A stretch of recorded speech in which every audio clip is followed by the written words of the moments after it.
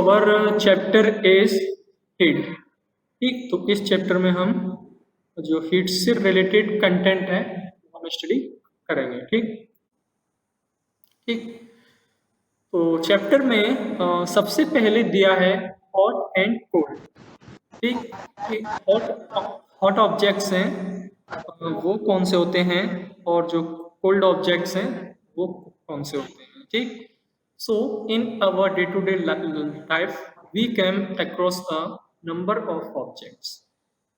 Some of them are hot and some of them are cold. जैसे कि सबसे पहले आइसक्रीम।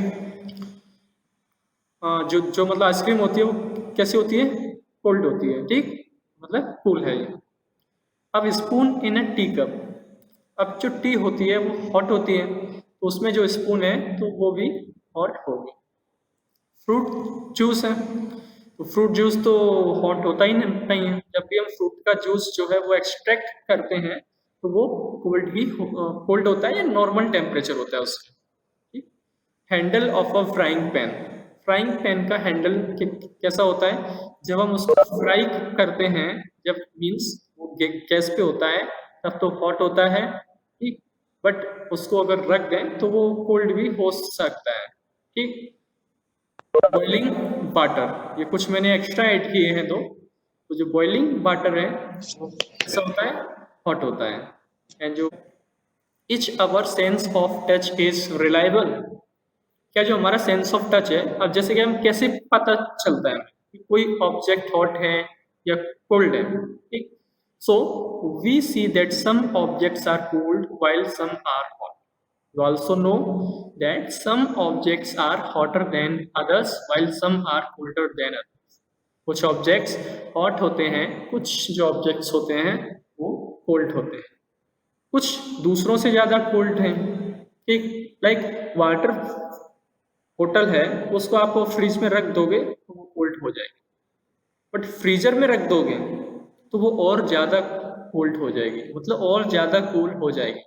ठीक, कुछ ऑब्जेक्ट्स हैं वो हॉट होते हैं। ठीक, जैसे कि अगर आप किसी ऑब्जेक्ट को धूप में रख देते हो तो वो हॉट हो जाता है, बट अगर किसी फ्लेम पे रख दोगे, गैस स्टोव पे रख दोगे उसी को, तो वो और ज़्यादा हॉट हो जाएगा उससे। ठीक, how do we decide which object is hotter than the other, और हम डिसाइड कैसे करते हैं, हम जनरली हम इसका सिंपल सा आंसर दे सकते हैं कि हम उसे छू के बता सकते हैं। देखो कौन सा ऑब्जेक्ट है हॉट है, कौन सा ऑब्जेक्ट कोल्ड है। But is our sense of touch reliable, but क्या ये हमेशा सही है, क्या हम इसे जो ऑथेंटिक मेथड है किसी भी ऑब्जेक्ट की हॉटनेस और कोल्डनेस को मेजर करने के लिए, तो क्या ये मेथड्स सही हैं। So let us find out. So this is activity 4.1. Okay, तो एक्टिविटी 4.1 में 3 बीकर्स हैं, beaker number A, B and C. तो बीकर या फिर मग ए में वाटर है वो कोल्ड है, मग बी में हॉट है एंड मग सी में mix water, means hot and cold को मिक्स कर दिया है आप। ठीक, अब आपको क्या करना है कि बीकर ए में अपना राइट हैंड को डिप करना है, बीकर बी में लेफ्ट हैंड को डिप करना है, कुछ देर तक उसी पोजीशन में रहना है आपको। ठीक, तो बीकर ए में जो कोल्ड वाटर था उससे जो हैंड है वो कैसा हो जाएगा, कोल्ड हो जाएगा। ठीक, बहुत ज़्यादा कोल्ड हो जाएगा। बीकर बी में जो हॉट वाटर है, ठीक, तो उससे जो हमारा हैंड है वो कैसा हो जाएगा, वो थोड़ा सा हॉट हो जाएगा, मतलब वार्म। ठीक, अब जब दोनों हैंड को साइमल्टेनियसली हम बीकर सी में डिप करेंगे जहाँ पे मिक्स्ड वाटर है, ठीक, तो मिक्स्ड वाटर के साथ क्या होगा, जो हैंड हमने बीकर ए में डिप किया था वो हैंड हमारा कैसा हो गया था, कोल्ड वाटर में कोल्ड हो गया था। तो जब हम इस वाटर में बीकर सी में उसको डिप करेंगे तो इस जो बीकर ए का टेम्परेचर है बीके और बीकर सी का टेम्परेचर है, तो जो बीकर सी का टेम्परेचर है वो बीकर ए के टेम्परेचर के बजाय ज़्यादा है। थोड़ा सा, क्योंकि बीकर ए में कोल्ड वाटर है, कोल्ड वाटर हम जानते हैं कम टेम्परेचर पे होता है, ठीक। तो यहाँ पे ज्यादा टेम्परेचर है, तो मतलब वाटर जो है कम ठंडा है, तो राइट हैंड को हमारे जो वाटर फील होगा वो कैसा फील होगा, हॉट, ठीक। जबकि बीकर बी में हॉट वाटर था, ठीक।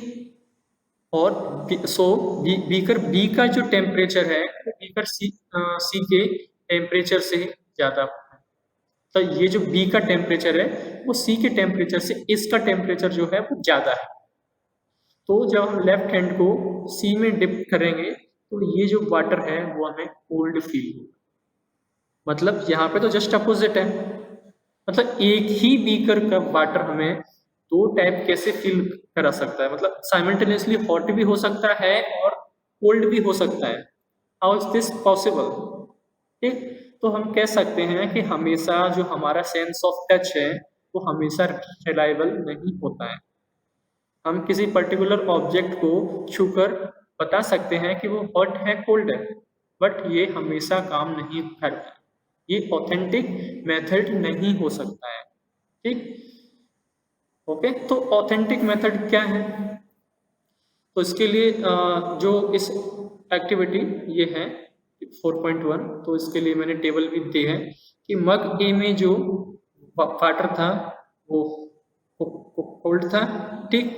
तो जो हमारा लेफ्ट हैंड जो फील करेगा वो क्या करेगा, कोल्ड, और बीकर बी में जो हॉट वाटर था तो राइट हैंड है वो हमारा क्या फील करेगा, हॉट। अब जो बीकर सी में जब हम दोनों हैंड को डिप करते हैं तो ये अपोजिट हो जाएगा, ठीक। अपोजिट कैसे, जो लेफ्ट हैंड हमारा कोल्ड फील कर रहा था वो अब हॉट फील करेगा, जो राइट हैंड हॉट फील कर रहा था कोल्ड फील करेगा, ठीक। So we can not always rely on our sense of touch to decide whether an object is hot or cold as it may deceive us, ठीक। ये authentic method है जो हम किसी भी ऑब्जेक्ट को छू के बता सकते हैं, तो ये ऑथेंटिक मेथड नहीं हो सकता है, और छू के तो हम वैसे भी नहीं बता सकते, अगर कोई ऑब्जेक्ट ज्यादा हॉट है तो उससे हमारा हाथ जल सकता है, ठीक। तो हर चीज को हम छू के नहीं बता सकते, तो इसका ऑथेंटिक मेथड क्या है, ठीक। तो इसका ऑथेंटिक जो मेथड है वो है then how do we decide how hot an object is, ठीक। So reliable measure of hotness of an object is its temperature, ठीक। मीन्स जो रिलायबल मेथड है किसी ऑब्जेक्ट की हॉटनेस को मेजर करने का उसका टेम्परेचर है, ठीक। टेम्परेचर क्या है, टेम्परेचर मीन्स किसी भी ऑब्जेक्ट में हीट की जो इंटेंसिटी है वो कितनी है, हम उसी को टेम्परेचर कहते हैं, जितनी हीट की इंटेंसिटी होगी उसमें, ठीक। अब जैसे कि हम सब जानते हैं, ठीक है, कि मैटर जो है वो 3 स्टेट्स से फॉर्म होता है, वो 3 स्टेट कौन कौन से हैं, सॉलिड, लिक्विड एंड गैस, ठीक। तो सॉलिड लिक्विड गैस में जो पार्टिकल्स हैं वो किस तरीके से, मतलब कैसे डेंस्ड रहते हैं, सॉलिड में पार्टिकल्स हैं वो एक दूसरे के बहुत ज्यादा क्लोज हैं, मतलब वो मूवमेंट भी नहीं कर सकते, लिक्विड में वो थोड़े से फ्रीली रहते हैं, और गैसियस स्टेट में वो बहुत ज्यादा फ्रीली रहते हैं। अब किसी भी मैटर में जो पार्टिकल्स हैं, ठीक है, तो वो किस तरीके से मूवमेंट करते हैं ये डिपेंड करता है हीट की इंटेंसिटी पे, मीन्स अगर वो ज्यादा मूवमेंट करते हैं, ठीक है, अगर बहुत ज्यादा मूवमेंट करते हैं, या फिर हम उनको जैसे कि कोई बर्तन है, ठीक, जो मतलब स्टील का है तो वो स्टील का, तो वो सॉलिड हुआ, ठीक। अब वो जो बर्तन है जो स्टील का है तो वो भी पार्टिकल से मिलकर ही बना हुआ हो, जब हम उसको हीट करते हैं तो पार्टिकल्स में मूवमेंट होता है, ठीक। अब जो पार्टिकल्स मूवमेंट करते हैं तो वो हीट को ट्रांसफर करते हैं, ये शायद क्लास 6 में आपने स्टडी किया था कि जो हीट कैसे स्प्रेड होती है, ठीक। तो पार्टिकल्स मूवमेंट करते हैं तो उसी से हीट प्रोड्यूस भी होती है, ठीक। तो यही टेम्परेचर है कि उसमें जो पार्टिकल्स मूवमेंट करते हैं तो वो एनर्जी प्रोड्यूस करते हैं, ठीक। जैसे कि आपने दो टाइप की एनर्जी के बारे में स्टडी किया, काइनेटिक एनर्जी और पोटेंशियल एनर्जी, ठीक। काइनेटिक एनर्जी क्या है? काइनेटिक एनर्जी है कि जब कोई भी पार्टिकल मूवमेंट करता है या मोशन में होता है, ठीक, तो वो जो एनर्जी प्रोड्यूस करता है वो उसकी काइनेटिक एनर्जी होती है। तो किसी भी मैटर में या किसी भी ऑब्जेक्ट में कितनी काइनेटिक एनर्जी है, या फिर हम कह सकते हैं उसमें हीट की कैपेसिटी, हीट की जो इंटेंसिटी है वो कितनी है, तो वही उसका टेम्परेचर है। हम उसी को एक टर्म में टेम्परेचर कह देते हैं, ठीक। ये सब देखो जितना भी बता रहा हूँ ये सब कॉम्प्लिकेटेड हो सकता है, तो इसी के लिए हम एक टर्म बनाते हैं जिससे कि हम उसको बहुत आसानी से समझ पाए, ठीक। तो a reliable measure of hotness of an object is its temperature, means कोई ऑब्जेक्ट जो है वो कितना हॉट है, उस ऑब्जेक्ट के जो पार्टिकल्स हैं वो मूवमेंट करके कितनी काइनेटिक एनर्जी प्रोड्यूस करते हैं, ठीक। जो एनर्जी प्रोड्यूस होती है वही टेम्परेचर है, ठीक। तो किसी भी अब एनर्जी है, ठीक है, या फिर हॉटनेस है, वो कम भी हो सकती है, ज़्यादा भी हो सकती है। अगर बिल्कुल भी हॉट नहीं है तो हम उसे कहेंगे क्या? कोल्ड। बहुत ज़्यादा टेम्परेचर है उसका, लाइक टेम्परेचर 23 है, 30 है, 40 है, ठीक, तो हम उसे हॉट कहते हैं, ओके, ठीक। तो अगर जैसे जैसे टेम्परेचर गिरता है, ठीक, वैसे वैसे ऑब्जेक्ट की जो हॉटनेस है वो भी डिक्रीज होती चलती है। लाइक टेम्परेचर अगर डिक्रीज हो रहा है, लाइक टेम्परेचर जैसे कि 25 डिग्री है, 25 डिग्री पे उसकी कुछ हॉटनेस होगी। अगर 25 से वो नीचे जाता है टेम्परेचर, ठीक, जैसे कि टेम्परेचर अगर चला गया 20 पे, चला गया 15 पे चला गया, तो कोल्ड इंक्रीज होती चलती है, मीन्स हॉटनेस है वो डिक्रीज हो रही है। हम इसे कोल्डनेस नहीं कहते, हम इसे कोल्ड नहीं कह रहे, हम इसे हॉटनेस ही कह रहे हैं, और हम डिसाइड करते हैं कि हॉटनेस डिक्रीज हो रही है या इंक्रीज हो रही है। अगर डिक्रीज हो रही है तो वो कोल्ड है, इंक्रीज हो रही है तो वो हॉट है। Temperature is measured by a device called thermo. अब टेम्परेचर को मेजर कैसे करते हैं? हमने ऑथेंटिक जो टर्म है वो तो सीख लिया कि टेम्परेचर है, किसी भी ऑब्जेक्ट की हॉटनेस को हम टेम्परेचर के द्वारा बता सकते हैं कि वो कितना हॉट है, कितना कोल्ड है। पर टेम्परेचर को मेजर कैसे करेंगे? तो इसके लिए एक डिवाइस बनाया गया है, that device is known as thermometer, ठीक। अब थर्मोमीटर के बारे में कुछ जानते हैं। तो जो हमारे चैप्टर में दिया गया है वो कुछ जैसे कि दो टाइप्स के थर्मोमीटर के बारे में दिया गया, सॉरी 3 काइंड्स ऑफ थर्मोमीटर के बारे में दिया गया है, ठीक। फर्स्ट का काइंड है क्लिनिकल थर्मोमीटर। जो पहला टाइप है that is a clinical thermometer. Second kind है वो है लेबोरेटरी थर्मोमीटर, ठीक।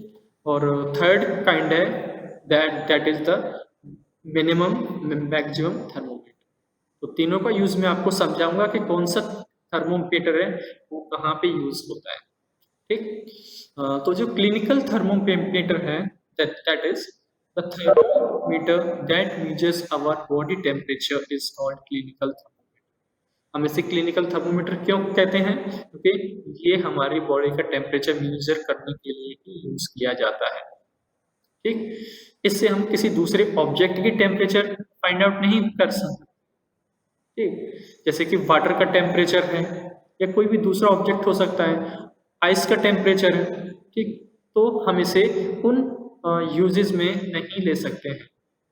We can only measure our body temperature by clinical thermometer, that's why this is called a clinical thermometer. क्योंकि clinics में use किया है, तो क्लिनिक्स में हम अपनी बॉडी के टेम्परेचर मेजरमेंट के लिए जाते हैं, ना कि पानी का टेम्परेचर मेजर करने जा रहे हैं, किसी ऑब्जेक्ट का टेम्परेचर मेजर करने जा रहे हैं। क्लिनिक्स में हम क्यों जाते हैं? डॉक्टर्स मेजर करता है, क्या मेजर करता है? डॉक्टर हमारी बॉडी का टेम्परेचर मेजर करता है, डॉक्टर आपके सेल फोन का टेम्परेचर मेजर नहीं करेगा, या आपके पास कोई भी इक्विपमेंट है उसका टेम्परेचर मेजर नहीं करेगा, डॉक्टर आपका टेम्परेचर मेजर करेगा। ठीक, तो ये जो थर्मोमीटर है हम इसे क्लिनिकल थर्मोमीटर कहते हैं। ठीक, clinical thermometer consist of a long narrow uniform glass tube. ठीक, तो ये कैसा होता है? Long narrow uniform glass tube का बना होता है। ठीक, it has a bulb at one end containing mercury. It also has a scale to measure the temperature. इसमें एक छोटा सा बल्ब होता है कि नीचे की तरफ होता है, और उसमें एक जो मेटल है वो हेल्ड होता है। उस मेटल का नाम क्या है? मर्क्यूरी। ठीक, अब मर्क्यूरी इसमें क्यों होता है ये मैं आपको समझाऊंगा। The scale is Celsius. Celsius जो स्केल है तो वो इसमें कौन सी स्केल यूज की जाती है? वो है सेल्सियस स्केल। इसके अलावा 2-3 स्केल और भी होती हैं। ठीक है, जो दूसरे मेजरमेंट में यूज की जाती है।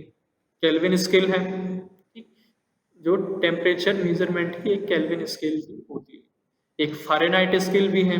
ठीक, तो इनका यूज डिफरेंट है, और जो हमारी इंडिया में यूज होती है क्लिनिकल थर्मोमीटर्स में वो सेल्सियस जो स्केल है हम उसका यूज करते हैं। और सेल्सियस जो स्केल है उसे हम डिग्री सेल्सियस से, जो डिग्री सेल्सियस है हम उससे रिप्रेजेंट करते हैं।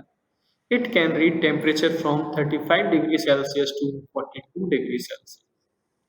और एक कितना टेम्परेचर मेजर कर सकता है? जो क्लिनिकल थर्मोमीटर है वो 35 डिग्री सेल्सियस से 42 डिग्री सेल्सियस टेम्परेचर मेजर कर सकता है।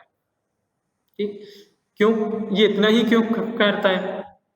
क्योंकि जब ह्यूमन बॉडी का एवरेज टेम्परेचर है वो फाइंड आउट किया था। ठीक, तो ये एक्चुअली में फॉरेन में एक एक्सपेरिमेंट किया था कि हमारी बॉडी का जो टेम्परेचर है कितना हो सकता है। उस मतलब एक्सपेरिमेंट में बहुत सारे पेशेंट्स को लिया था। ठीक, तो उन पेशेंट्स के साथ में क्या हुआ था? एक डॉक्टर थे, तो डॉक्टर ने, ठीक है, डॉक्टर ने बहुत सारे जो पेशेंट थे सभी का टेम्परेचर नोट डाउन किया कि किसी पर्टिकुलर पेशेंट्स का जो टेम्परेचर है वो कितना हो सकता है। ठीक, तो ऐसे ही बहुत सारे पेशेंट्स पे का टेम्परेचर मेजर किया गया। जब उन सभी के टेम्परेचर का एवरेज टेम्परेचर है वो फाइंड आउट किया गया, तो वो 37.5 डिग्री सेल्सियस है।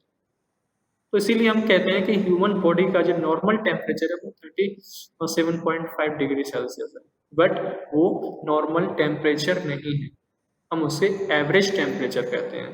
जरूरी नहीं कि जैसे कि हमने कहा कि सभी का 37.5 डिग्री सेल्सियस ही होता है। ठीक, तो ये किसी का कम भी हो सकता है, किसी का ज़्यादा भी हो सकता है। ठीक, और ये डिपेंड करता है पर्सन टू पर्सन। किसी का 37 से कम भी हो सकता है, 37 से ज़्यादा भी हो सकता है, बट 35 से कम नहीं हो सकता है, और 42 से ज़्यादा नहीं हो सकता है।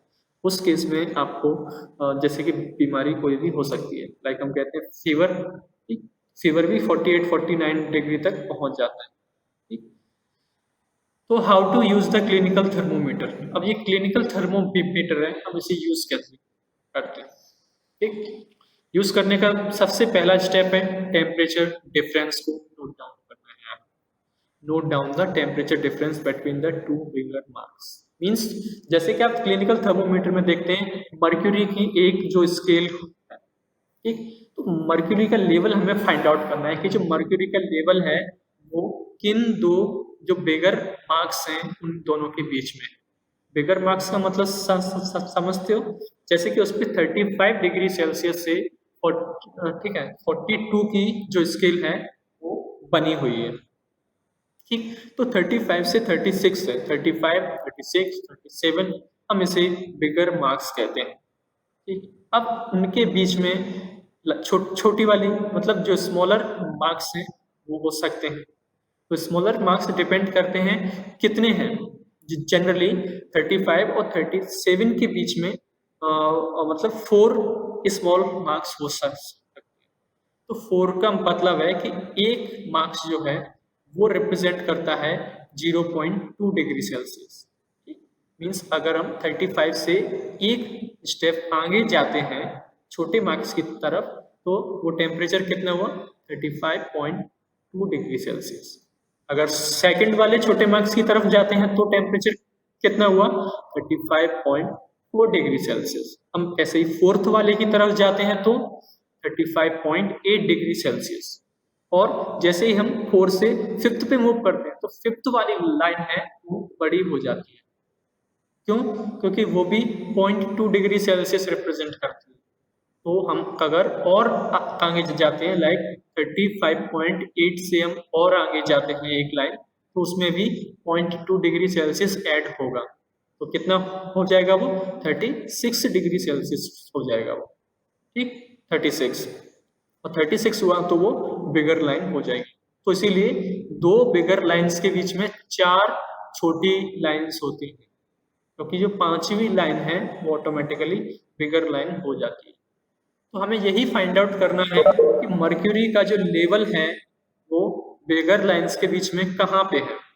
हाँ, वो हमें एग्जैक्ट देखना है कि जो इनिशियल मार्क है वो कहाँ पे है। ये जो मर्क्यूरी है before measure our body temperature वो मीन्स 37 पे है, 35.2 पे है, 35.6 पे है, कहाँ पे, तो हमें वो नोट डाउन करना है कि जो इनिशियल टेम्परेचर है वो कहाँ पे। सेकेंड स्टेप है clean. Wash the thermometer with N antiseptic solution. Thermometer को क्लीन भी करना है। क्यों? क्योंकि टेम्परेचर मेजर करने के लिए जनरली हम टंग के नीचे थर्मोमीटर को प्लेस करते हैं। तो थर्मोमीटर में कोई भी बैक्टीरिया वायरस वगैरह ना हो, तो इसीलिए हमेशा उसको वॉश करके यूज करना चाहिए। और वॉश भी हमें हमेशा अगर हो सके तो एंटीसेप्टिक सॉल्यूशन से करना चाहिए। mercury level down, give it a few jerks to bring the mercury level down। ठीक, जर्क का मतलब है उसको थर्मोमीटर है, हम उसे हल्के से झटके देंगे।